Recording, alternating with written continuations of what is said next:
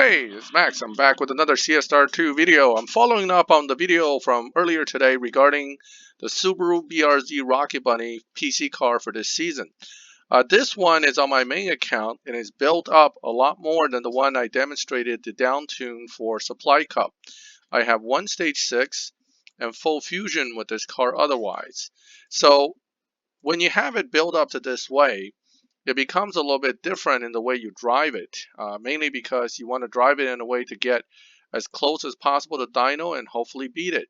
So dyno on this car is 9.361. I can tell you right now, this car does not beat dyno easily, but one of the best ways to launch it that I found to come as close as possible to dyno is a perfect launch, followed by a very quick shift into second, then third and nitrous, and basically, whoops, basically if you don't jump into six like I did, you just kind of shift near perfect from there, and you should get a pretty decent run out of it, very close to dyno and sometimes beating dyno slightly. And that's all I've been able to do is maybe get a hundredth or two under dyno, but definitely not much better than that. So I'm going to try again. I'll demonstrate again what I'm talking about. Again, you want to launch it as close to perfect as possible.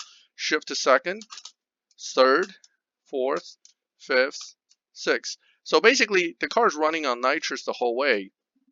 And by the time it crosses a quarter mile, it's already maxed out. Now, mind you, I'm using only one stage 6 trans. Your mileage is going to vary depending on what upgrades you have. But there you go. 1,000th under dyno right now. Still, I beat dyno. Okay. Now, the best I've done using this method was a 9.345 on a 9.36 dyno. So it's certainly possible to beat dyno with the car.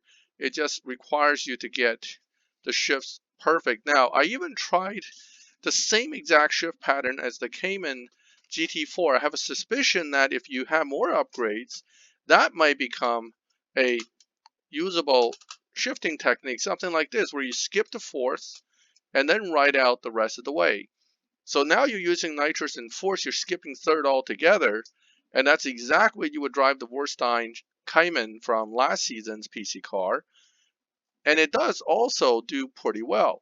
Obviously not as well as just leaving it in third and letting it run through. So I suspect, though, with other upgrades thrown in, it could end up driving that way. But at the minimum, the way to drive a more built one with fusions is to use nitrous in third and trying to get out of first gear relatively quickly.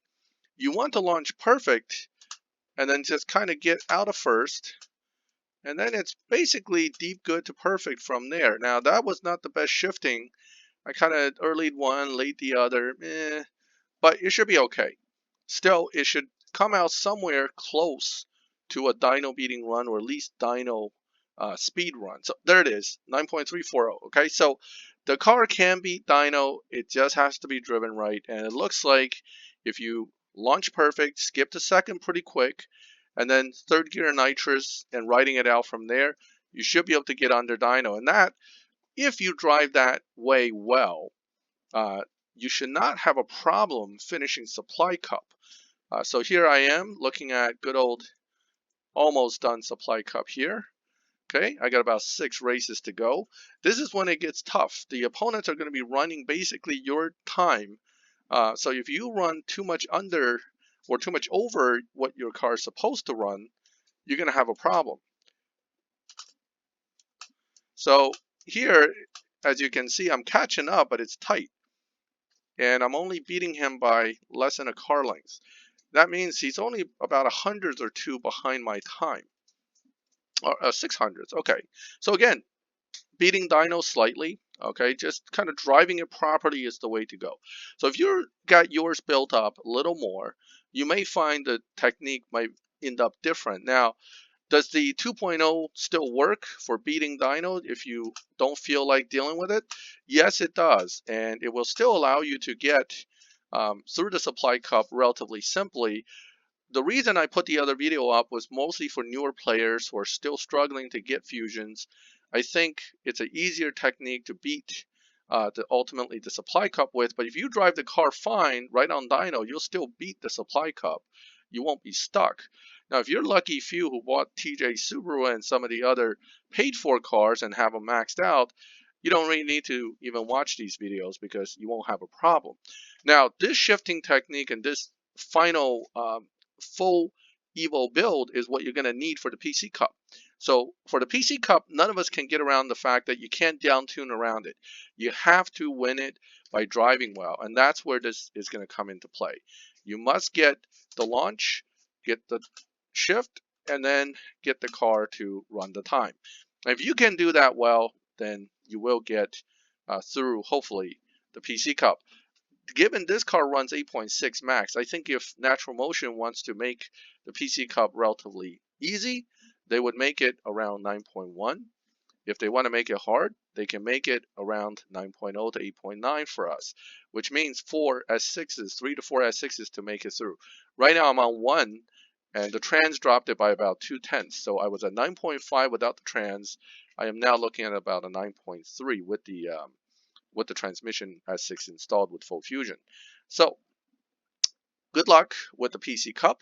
I just wanted to put this video in because I saw some reactions to my initial video on Facebook saying, look, I had no problems. If I drive it right, I get right through. That's correct. Anybody who drives their car very well and gets dyno time or better usually can still make it through the Supply Cup.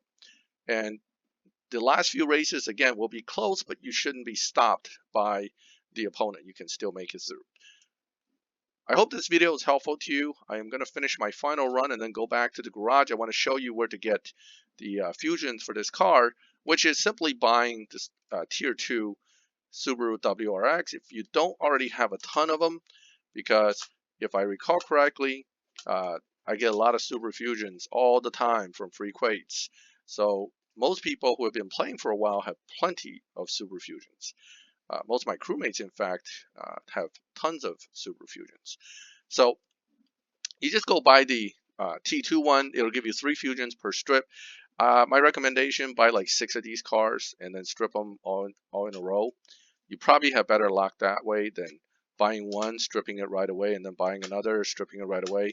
It's just what I found to be the case. It's not necessarily always going to be the case. Certainly, everybody always look for a system with random number generator. The system is, there is no system. The system is that the random number generator is going to give you what it's going to give you. And if it sucks, you just have to bite the bullet and deal with it. If it's a great, you might get a bunch of S6s and epic fusions out of one car.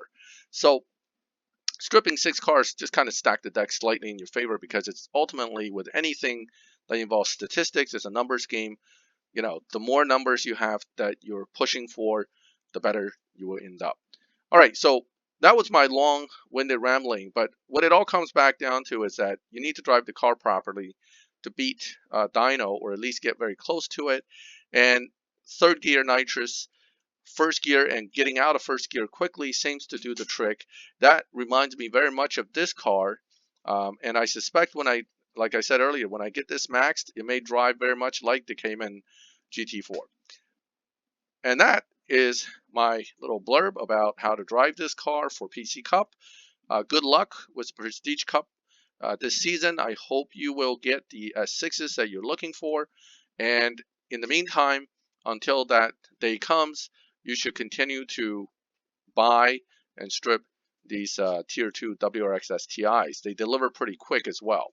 So if you like the video, leave a like. Feel free to comment, and certainly subscribe to the channel so you can get notifications when I put videos up. This way you can kind of follow as I go along with these videos. Thank you again for watching, and good luck this season.